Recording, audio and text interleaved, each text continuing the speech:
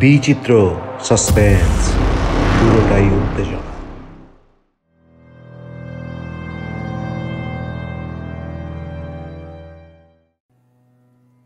বাংলা এবং বিশ্ব সাহিত্যের রোমাঞ্চকর কিছু গল্প নিয়ে সাজানো আমাদের বিচিত্র সাসপেন্স।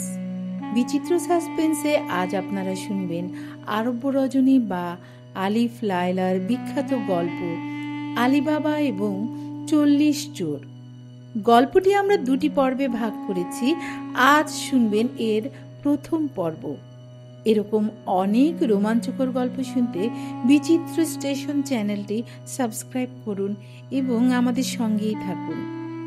তাহলে শুরু হচ্ছে আজকের গল্প আলিবাবা এবং ৪০ চোরের প্রথম পর্ব।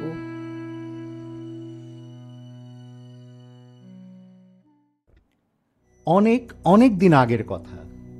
সেই খলিফা হারুন আর রশিদের রাজত্বকালে পারস্যের কোনো এক শহরে কাসিম ও আলিবাবা নামে দুই ভাই ছিল।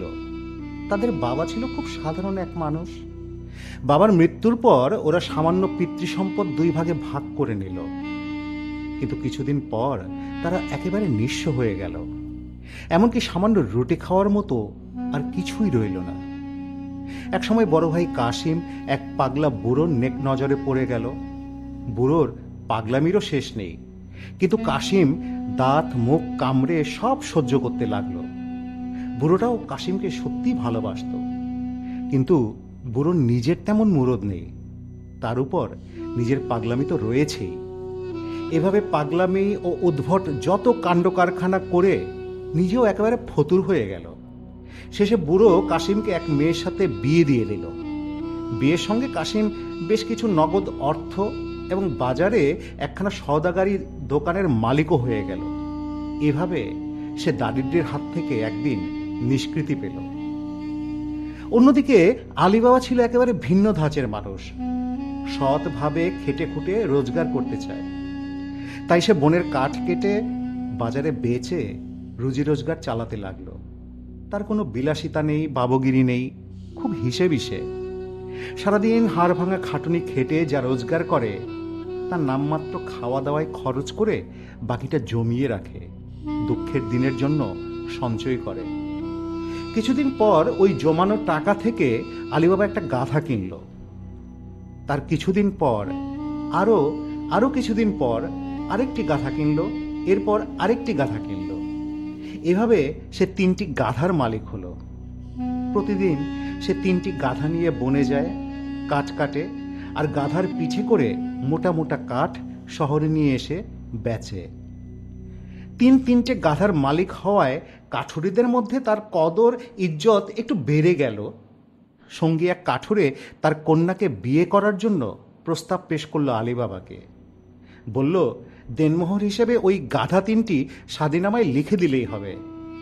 তার বাবা খুব গরিব, শাদীর সময় মেয়েকে বিশেষ কিছুই দিতে পারবে না। আলিবাবা ভাবল, যাক, ওসব নিয়ে ভেবে কি লাভ?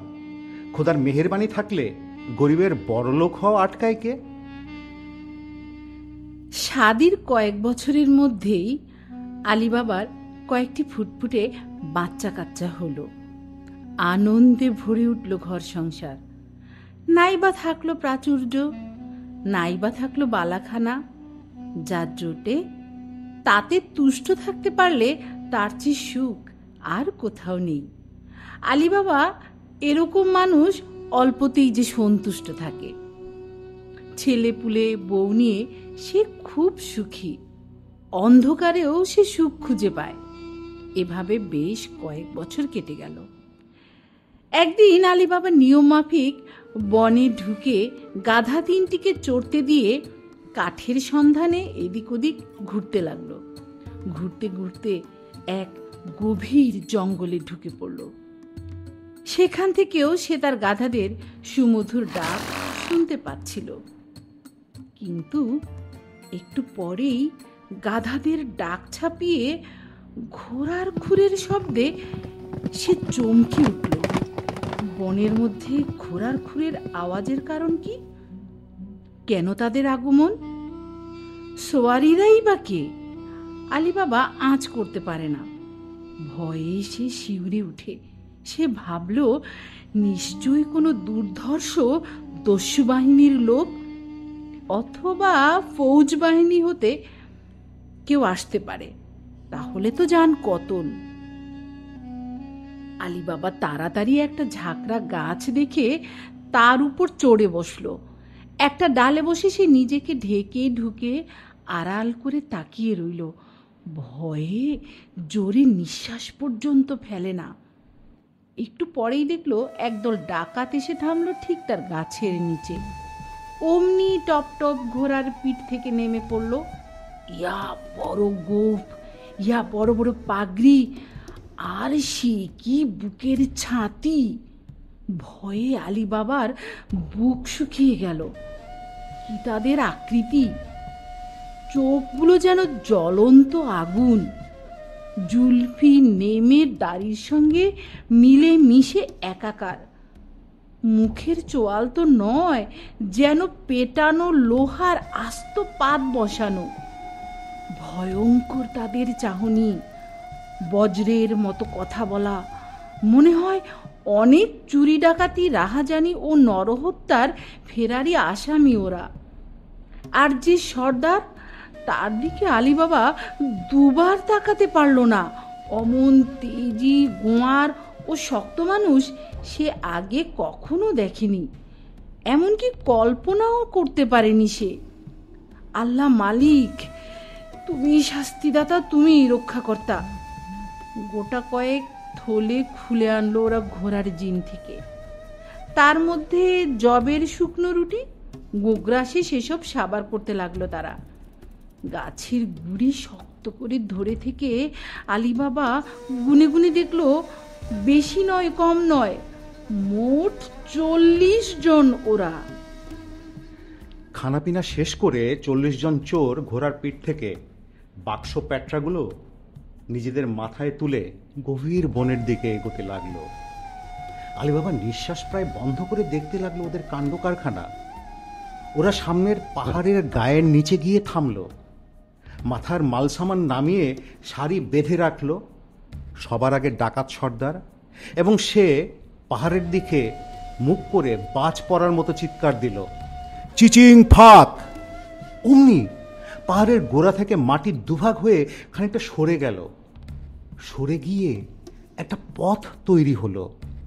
সর্দারের নির্দেশে সব সাগরেদ বাক্সগুলো নিয়ে একে একে ফাটলের মধ্যে ঢুকে গেল। সবার শেষে নামলো সর্দার।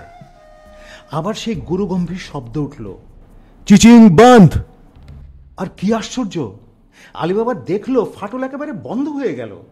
কিছুক্ষণ আগে যে জলজ্যান্ত এতগুলো সন্ডা মানুষ দেখলো, তাদের চিহ্ন পর্যন্ত রইল না।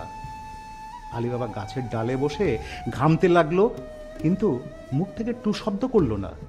করলে কি হতো বলা মুশকিল। যাক, ওরা দেখতে পায়নি, এই যা রক্ষে, শকর আলহামদুলিল্লাহ। গাছের ডালে বসে একটুও নড়াচড়া না করে আলী বাবা তাকিয়ে রইল, চোখ আর ফেরাতে পারে না। কখন ওরা ফেরে, কখন সে মুক্তি পায়, এই ভাবল। অনেকক্ষণ পর আবার প্রচণ্ড শব্দ এলো তার কানে।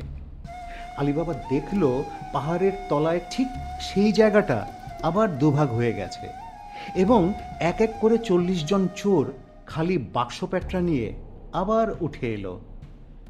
সকালে উঠে আসার পর সর্দার গুনে দেখল 39 জনই উঠে এসেছে কিনা।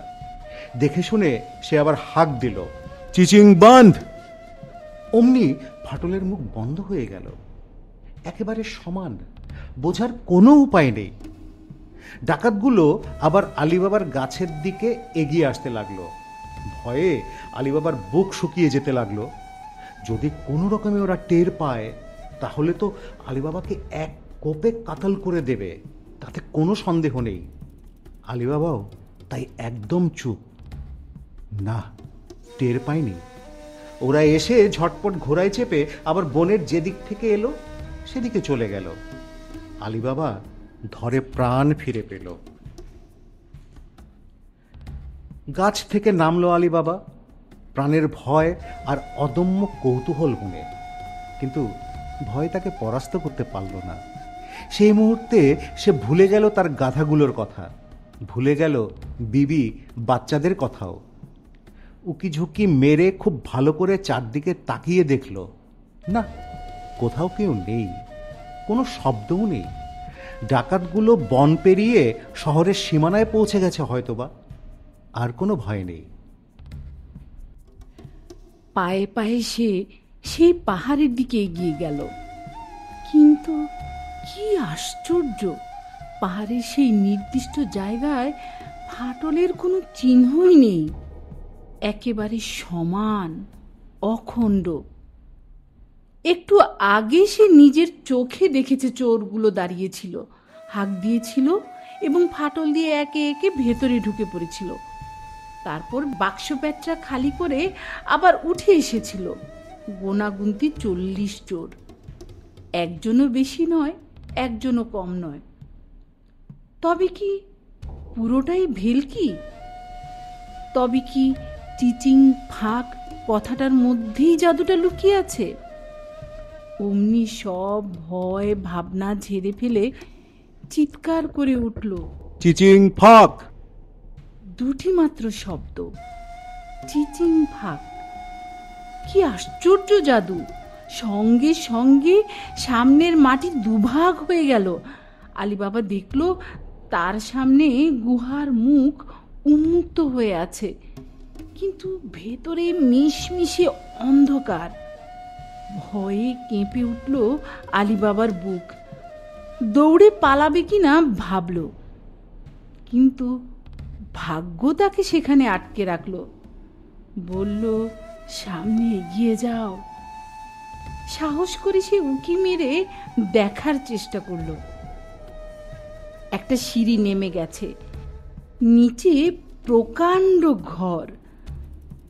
ঘরের দেয়ালগুলো পাথরের। কে বা কারা পাহাড়ের কঠিন পাথর কেটে বানিয়েছে। কিছুক্ষণ আগেই সেই পথ বেয়ে উঠে এসেছে 40 চোর। আল্লাহর নাম নিয়ে আস্তে আস্তে সিঁড়ি বেয়ে সে নেমে গেল। মাথার উপরের ছাদও এবড়ো থেবড়ো পাথরের। যা থাকে নসিবে। সে নেমে গেল। ঘরের ঠিক মাঝখানে রাশি রাশি মালপত্র স্তূপে স্তূপে সাজানো, গাট গাট দামি রেশমি কাপড়, সোনার দিনার ভর্তি বাক্স, মণি মুক্তার বাক্স, আরো কত কি! দামি দামি সাজ পোশাক, সোনার তাজ, মণিমুক্তর অলংকার, শখের জিনিসপত্র এবং নানা রকম খাবার দাবার, গোলাপ জল, সোনার আতরদানি, কত কি! ঘরের এক কোণে দেয়াল ঘেঁষে স্তূপে স্তূপে হাজার হাজার জড়োয়া গহনা, মূল্যবান মণিমাণিক্য ইত্যাদি ইত্যাদি। এক কথায় গুহাময় ঐশ্বর্য আর ঐশ্বর্যের মেলা। পা ফেলতে গেলে পায়ে লাগে দামি দামি হার, পায়ের মল, মাথার টায়রা, হাতের কাঁকন, বাজুবন্ধ, মেখলা, আরো কত কি! আলিবাবা হিসাব করতে পারে না কত সহস্র লক্ষ টাকার মূল্যবান সামগ্রী সাজানো ও পড়ে রয়েছে। এসব ওরা পেল কোথায়? কতদিনে পেল কে জানে? সবই কি লুটের ধন? ভাবতেও গায়ের রক্ত হিম হয়ে আসে। এসব সংগ্রহ করতে কত লোককেই না তারা খুন করেছে, কত লোকের অশ্রুই না ঝরিয়েছে। তা না হলে এই বিপুল ঐশ্বর্য, যা রাজা বাদশার ভাণ্ডারেও দুর্লভ, ওরা পাবে কোথায়? কি ঝকঝকে চকচকে অলংকার, কি তার জৌলুস! আলিবাবা ভাবল, মাত্র 40 জন লুটেরা ডাকাত সারা জীবন ধরে ডাকাতি রাহাজানি করে এই পর্বত প্রমাণ সম্পদ সংগ্রহ করে, কি করে এসব করলো তারা? অসম্ভব। এই ধন ভাণ্ডার এক পুরুষের সংগ্রহে গড়ে তোলা সম্ভব নয়। যুগ যুগ ধরে বহু পুরুষ মিলে এসব জোগাড় করেছে এখানে। মনে হয় এই 40 চোর ব্যাবিলনের সেই কুখ্যাত দস্যুদেরই বংশধর। গুহার ভেতরে এই অনন্ত ঐশ্বর্যের ভাণ্ডারে আলীবাবার নানা কথা মনে হতে লাগলো। তার মনে হলো বাদশাহ সোলেমান বা আলেকজান্ডারের ধন দৌলতকেও এসব হার মানায়। তারাও এত সব ধনরত্ন চোখে দেখেনি। আলীবাবা ভাবল তার সত্যনিষ্ঠা, কঠোর পরিশ্রম এবং পরিবার পরিজনদের প্রতি দায়িত্ব ও কর্তব্যবোধের প্রতি সন্তুষ্ট হয়ে স্বয়ং আল্লাহ তাকে এই প্রভূত ইনামের দরজা খুলে দিয়েছে। এই সম্পদ আহরণের ইতিহাস অবশ্যই খুনে রাঙা, কিন্তু যে শয়তান দস্যুরা ভোগ করবে বলে নির্বিচারে নরহত্যা করে ধনরত্ন আহরণ করে তাদের ভোগবিলাসের জন্য, এসব নয়। তারা ইচ্ছা করলেও ভোগ করতে পারে না। আলীবাবা এই ভেবে আত্মপ্রসাদ লাভ করে। পাপীদের ভোগ করবার অধিকার আল্লাহ রাখেননি। দুনিয়ার তামাম সুখ সম্পদ পুণ্যবানদের জন্য তিনি বরাদ্দ রেখেছেন। সুতরাং এসব আমার বিবি বাল বাচ্চাদের সুখের জন্যই এই ধনরত্ন এখানে জমা হয়ে আছে। কিন্তু আমাকেও লোভী হওয়া চলবে না। আল্লাহ লোভীদের পছন্দ করে না। আমি কোনো দিন লোভ করব না। একটা খাবার ভর্তি থলে মেঝেতে উপুর করে ঢেলে দিয়ে সোনার দিনারে ভরে নিল আলীবাবা। রূপোর চাঁদির দিকে সে চোখও দিল না, কারণ এক বস্তা সোনার দিনার বয়ে নিয়ে যাওয়াই কষ্টকর। অন্য কিছু নেবে কি করে? আলীবাবা বস্তাটা কাঁধে তুলে সিঁড়ি বেয়ে ওপরে উঠে আসে। আরও একটা বস্তায় সোনার মোহর ও হিরে মানিক বোঝাই করে। এভাবে এক এক করে অনেকগুলো বস্তা সে মহা মূল্যবান ধনরত্নে বোঝাই করে সিঁড়ির ওপরের ধাপে নিয়ে আসে। আলীবাবা ভাবে, আর না, 3টি গাধা এর বেশি ভার বইতে পারবে না। কাঠের বোঝা তো নয়, এও হলো সোনা দানা, যেমন মূল্যবান তেমন ভারী। আজ এই পর্যন্তই থাক, পরে আবার আসা যাবে। এরপর সে খুশি মনে হাঁক ছাড়ে, চিচিং ফাক। অমনি গুহার মুখ খুলে যায়। সে শেষ বস্তাটা নিয়ে আসে। আলীবাবা গাধা 3টা নিয়ে আসে। বস্তাগুলো সমান ভাগে ভাগ করে গাধার পিঠে তুলে দেয়, ভালো করে বেঁধে দেয়। এরপর চিচিং বান বলতেই গুহার মুখ বন্ধ হয়ে যায়। একেবারে নিখুঁত সমান, কোথাও কোনো ফাটল নেই, একটুও চিহ্ন নেই। এরপর গাধা 3টাকে আদর সোহাগ মাখা নানা সম্বোধন করে তাড়াতে তাড়াতে খুশি মনে শহরে ফিরে এলো। বাড়ির সামনে এসে আলীবাবা দেখল সদর দরজা ভেতর থেকে বন্ধ। কেন জানি না আপনা থেকে মুখ থেকে বেরিয়ে এলো চিচিং ফাক, আর তখনই দরজা খুলে গেল।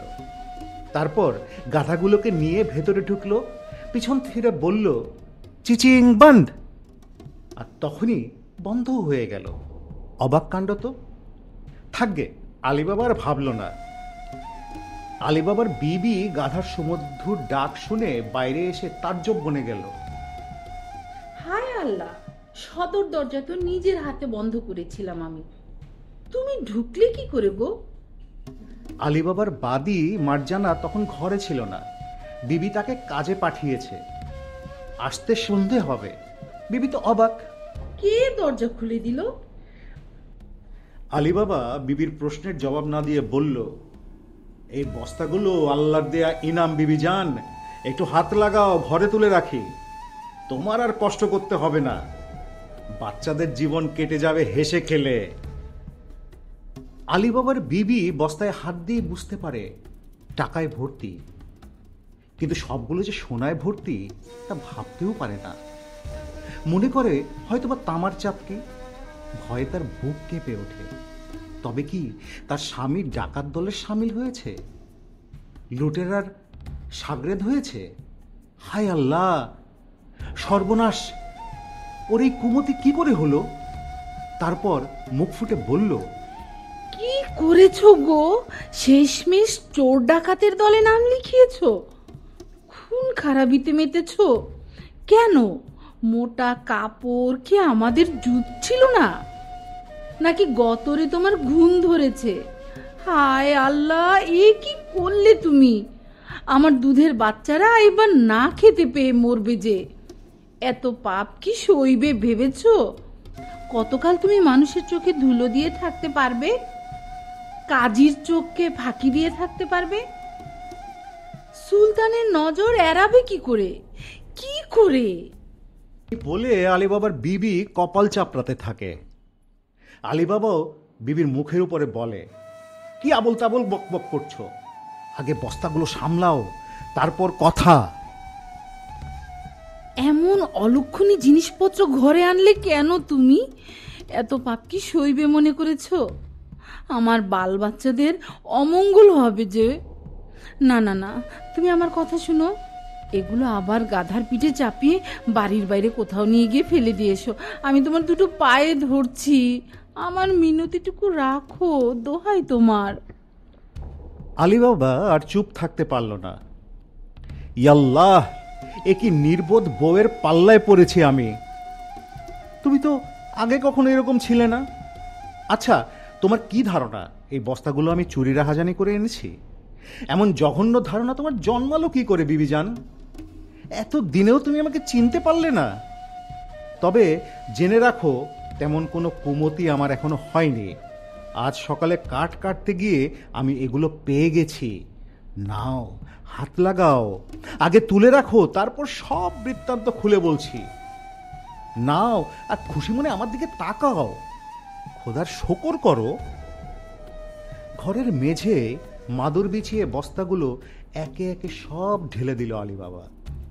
তারপর সেই সোনার মোহরের টিলায় বসে গর্বে বুক ফুলিয়ে ওই ভয়ে ভীতি করা আবিষ্কারের কাহিনী সবিস্তারে বলল তার বিবিকে। অবাক করা সেই সত্য কাহিনী, 40 চোরের গল্প। অবাক হয়ে শুনল তার বিবি। শুনে তার মন থেকে ভয়ের কুয়াশা কেটে গেল, খুশিতে ডগমগ হয়ে উঠল। সেই খুশির কোনো সীমা পরিসীমা নেই। উফ, কত সোনা, কত মোহর, হিরে, মানিক! উফ, আমরা আর গরিব থাকবো না গো। আমাদের বাল বাচ্চারা কষ্টে পড়বে না, খুব খুব বড়লোক হয়ে যাব, তাই না? খোদা মেহেরবান। দেখো, সৎ পথে রোজগার করলে আল্লাহ এভাবে দুহাত ভরে দেন একদিন।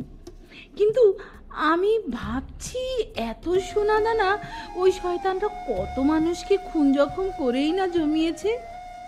তা তাদের ভোগে লাগলো কি? লাগে না, পাপের ধন প্রায়শ্চিত্তে যায়। আলীবাবার বিবি খুশিতে মাতোয়ারা।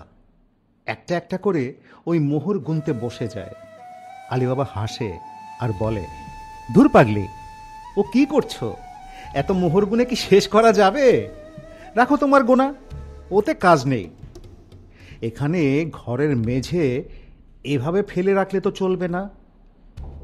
এক কাজ করো, পাকঘরের মেঝে একটা বড় গর্ত করো, সব পুঁতে রাখবো। যখন যা দরকার তখন নেওয়া যাবে। ঝটপট করো, তা না হলে বলা যায় না, পাড়াপড়শিদের কেউ এসে পড়তে পারে। তখন 5 কান হতে হতে 7 কান হতে হতে শেষে কোতোয়ালের কানে চলে যাবে। কিন্তু আলীবাবার বিবি সে কথা তেমন গুরুত্ব দিল না।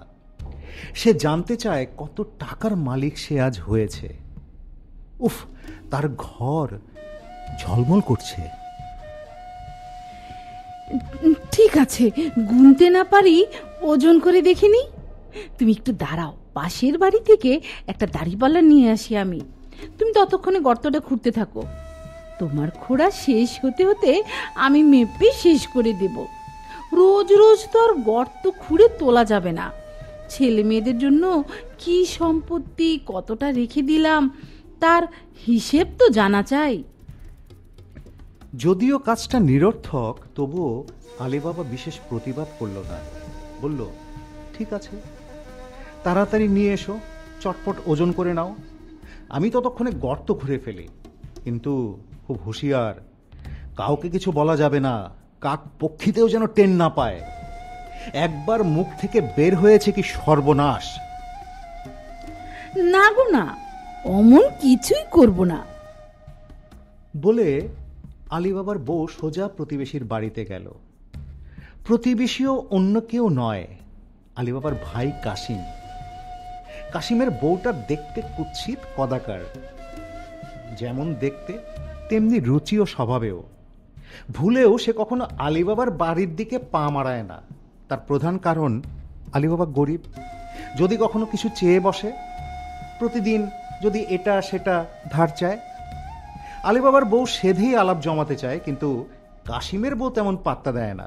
ভাবে হয়তোবা ধার চাইতে এসছে, তাই এই আধেখেলাপানা। গরিবকে কেউ পাত্তা দেয় না, এটাই দুনিয়ার নিয়ম।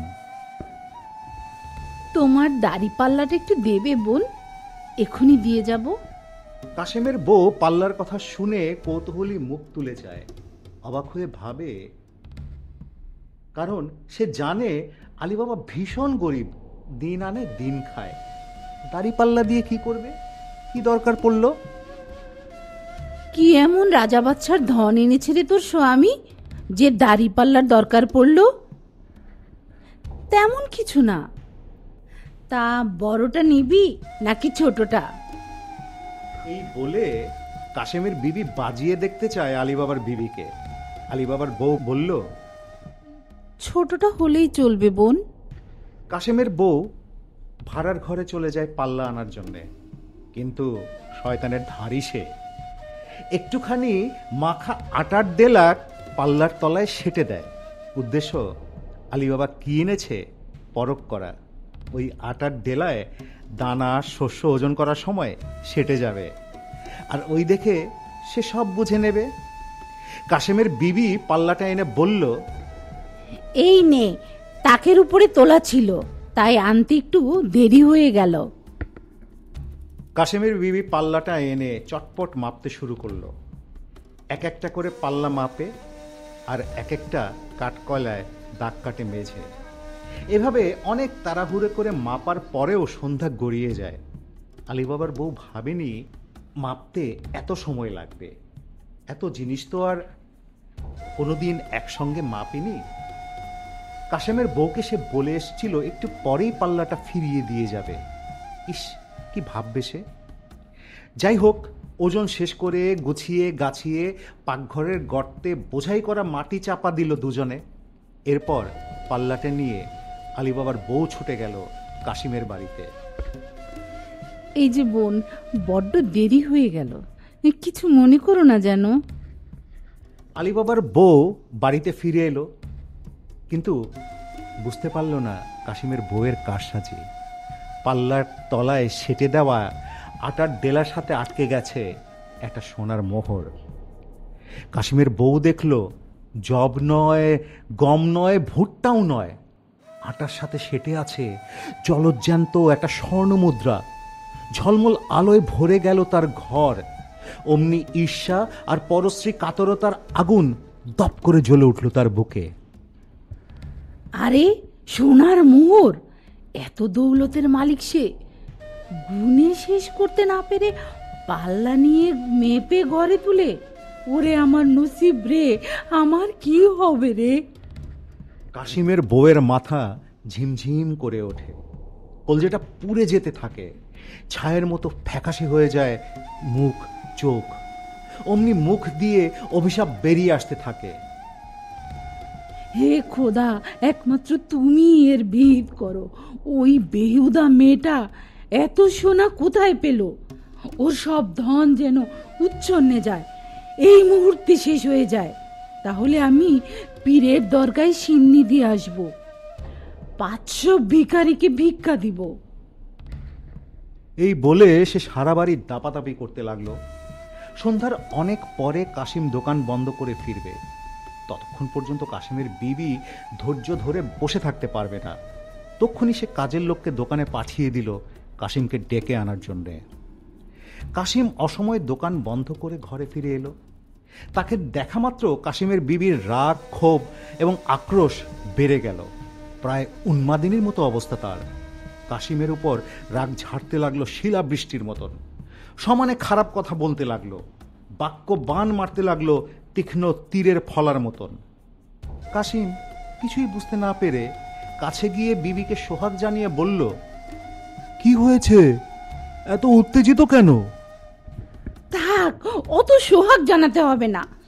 বলি, চোখের মাথা খেয়ে বসে আছো নাকি? কেন, কি হয়েছে?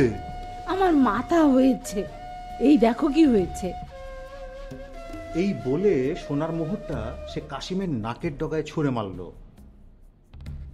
দেখো, চোখ মেলে চেয়ে দেখো, তোমার গুণধর ভাইটি বাড়ি থেকে খয়রাতি এসেছে তোমার কাছে।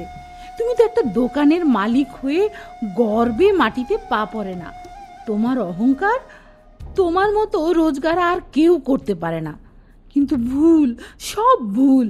তোমার ভাইয়ের 3টি মাত্র গাধা, লাকড়ি বেচে খায়। তার ঘরে আজ সোনাদানা রাখার জায়গা নেই। এত ধন দৌলত যে গুণে শেষ করতে পারে না। আমার কাছ থেকে দাড়িপাল্লা নিয়ে ওজন করে রাখে। আর তুমি তুমি একটা অপদার্থ। আমার বাপের দেওয়া একটা দোকান হাতে পেয়েও কিছু করতে পারো না।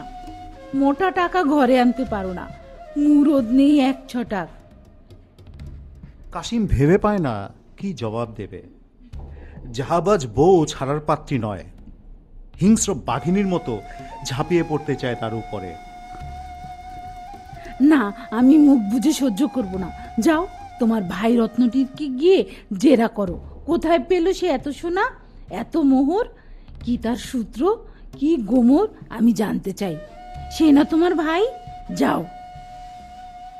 বিবির ক্ষোভ, রাগ ও যুক্তিতে কাশিম বুঝতে পারল তার ভাই আলী বাবা কোনো না কোনো উপায়ে ধন দৌলতের মালিক হয়েছে, ভাগ্য পরিবর্তন করেছে।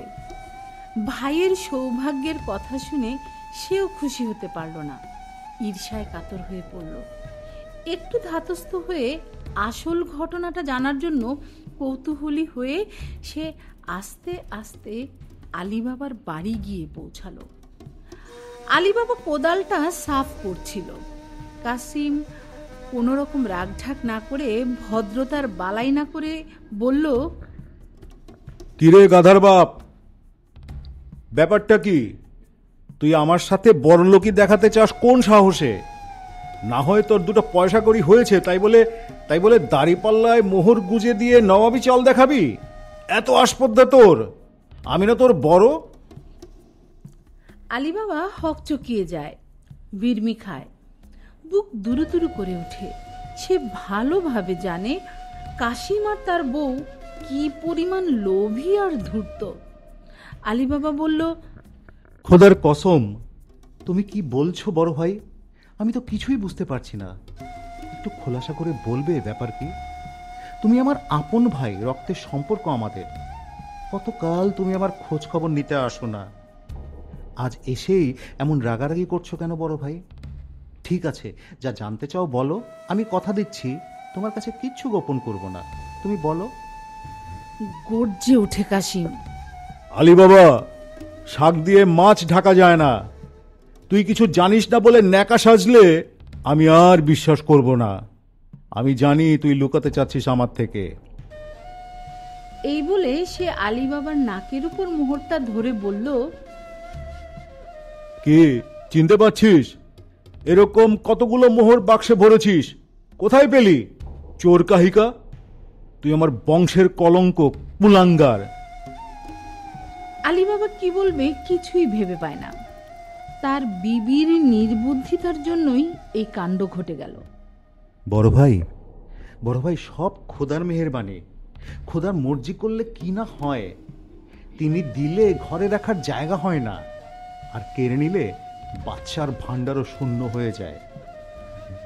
এরপর সে আদ্যপান্ত সমস্ত কাহিনী খুলে বলল ভাইকে, শুধু চিচিং ফাঁকের রহস্যটুকু গোপন রাখল। তুমি আমার আপন ভাই, তোমার সঙ্গে আমার লুকোচাপা কিচ্ছু থাকতে পারে না বড় ভাই। আমি যা পেয়েছি, যা ঘরে তুলে এনেছি, তাতে আমার যেমন অধিকার, তোমারও তেমনি সমান অধিকার আছে। ভাইয়ে ভাইয়ে অমিল থাকতে পারে না। তুমি এসো ভাই, ভেতরে আসো, আধা আধি বকরা নিয়ে যাও, আমি তোমাকে খুশি মনেই দিচ্ছি। কাশিম কিন্তু ভীষণ লোভী, অল্পতে তার সন্তুষ্টি নেই।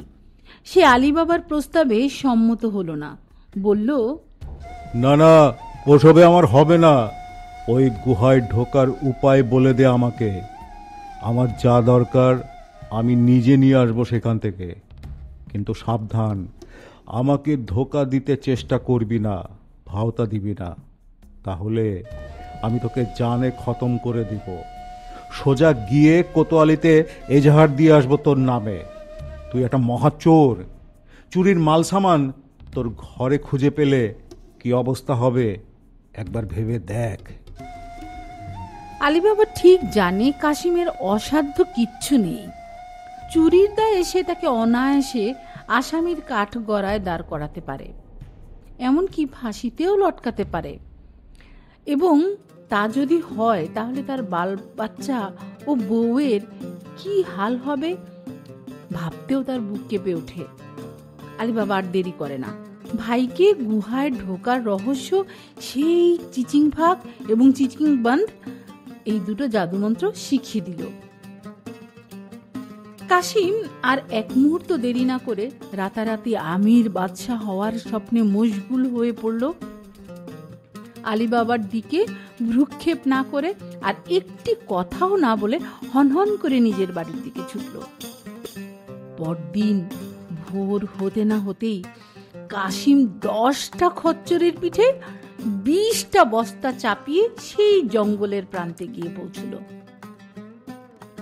আলীবাবার বর্ণনা মতো এগুতে এগুতে একসময় সেই পাহাড়ের নিচে গুহার সামনে গিয়ে দাঁড়ালো। কাশিমের সারা শরীর এক অজানা পুলকে রোমাঞ্চিত হয়ে উঠল। অফুরন্ত ধন দৌলতের সামনে যে এসে পড়েছে, আর ভাবনা কি, এখন সব সম্পদ তার হবে। সে দুনিয়ার সবচেয়ে বড় ধনী, বাদশার বাদশাহ, সুলতানদের সুলতান। উফ, ভাবতেও সারা শরীর কাটা দিয়ে উঠল আনন্দে ও রোমাঞ্চে। আলীবাবার বর্ণনা মতো গুহার মুখও সে পেয়ে গেল। অতিরিক্ত আনন্দ এবং উত্তেজনায় সে চিৎকার করে বলে উঠল, চিচিং ফাক! আর কি আশ্চর্য, সঙ্গে সঙ্গে পাহাড়ের গায়ে ফাটল দেখা দিল। ঘর ঘর শব্দ করে সেই ফাটল বড় হতে হতে একটি বড় গর্ত হয়ে গেল। কাশিম ঝুঁকে পড়ে দেখতে পেল একটা পাথরের সিঁড়ি নিচের দিকে নেমে গেছে। আলীবাবা যেমন বর্ণনা করেছিল হুবহু ঠিক সেরকম, একেবারে মিলে গেল। কাশিম আর ধৈর্য ধরে রাখতে পারল না, চিচিং বন্ধ বলে তরতর করে নিচে নেমে গেল। আর প্রায় সঙ্গে সঙ্গে পাহাড়ে গায়ের ফাটল জোড়া লেগে গুহার মুখ বন্ধ হয়ে গেল। তা যাক, খোদার মর্জি সব। দরজা খোলার জাদুও তো তার জানা আছে, ও নিয়ে এখন আর মাথা ঘামিয়ে কাজ নেই। তার চেয়ে কোথায় ধন দৌলত আছে সেটা দেখাই দরকার। তাড়াতাড়ি সব হাতড়ে নেওয়াই হলো আসল কাজ, বাড়ি বয়ে নিয়ে যাওয়াই হলো তার আসল কাজের কাজ। কি করে সেসব বস্তাবন্দি করে ওপরে উঠানো যাবে তাই ফন্দি ফিকির মনে মনে ভাজতে লাগলো সে। আহ্লাদে আটখানা হয়ে সে একসঙ্গে 3টা ধাপ লাফিয়ে লাফিয়ে ছুটল। সিঁড়ি বেয়ে গুহার নিচে ঢোকার সঙ্গে সঙ্গে মণি মাণিক্য হীরে জহরতের জেলায় তার চোখে ধাঁধা লেগে গেল, মাথা ঘুরে গেল।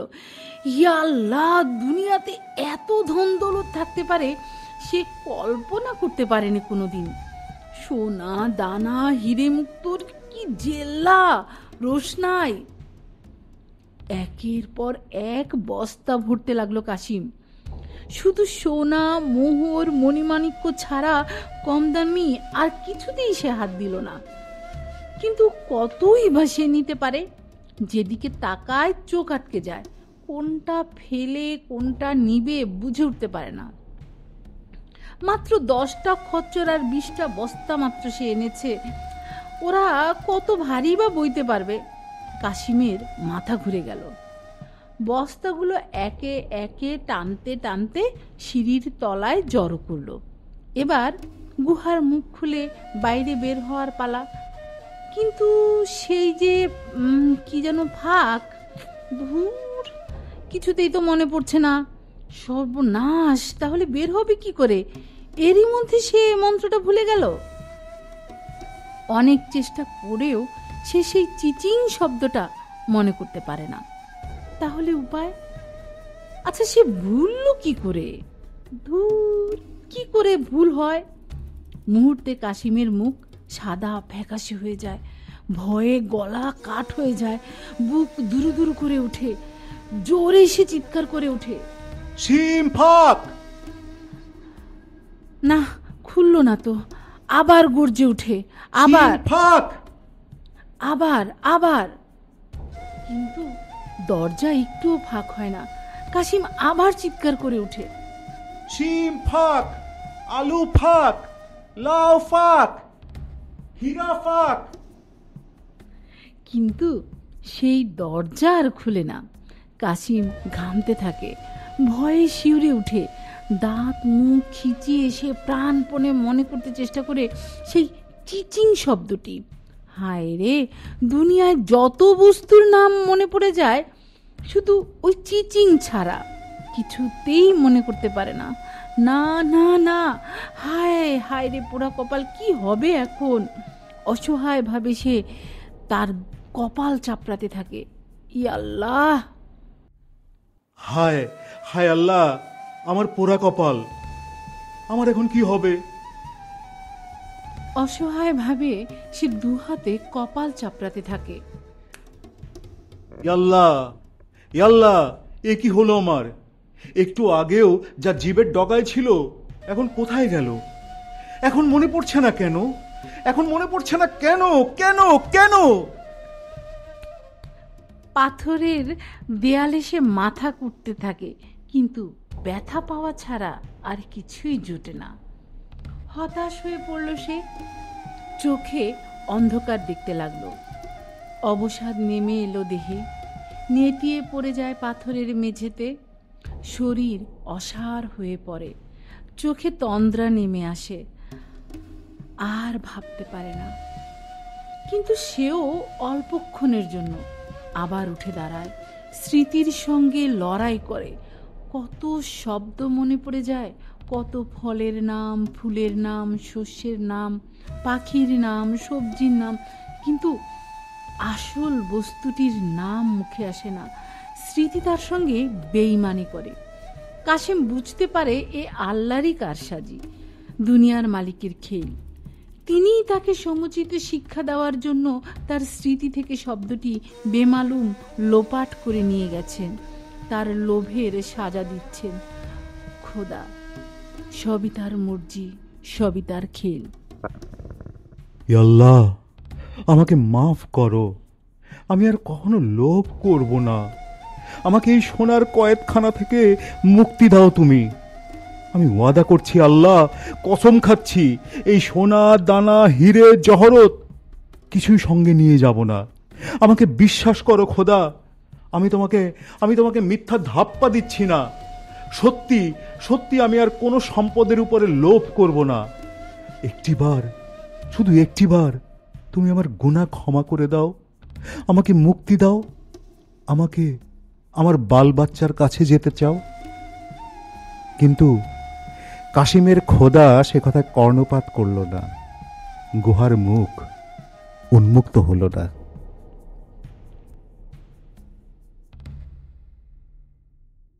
বিচিত্র স্টেশনের বিচিত্র সাসপেন্সে আজ আপনারা শুনলেন আরব্য রজনী বা আলিফ লায়লার জনপ্রিয় গল্প আলিবাবা এবং 40 চোরের প্রথম পর্ব।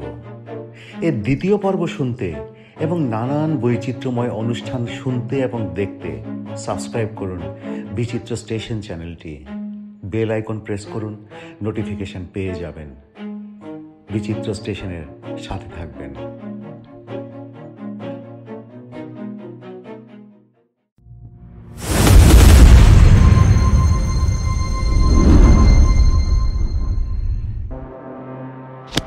বিচিত্র সাসপেন্স, পুরোটাই উত্তেজনা।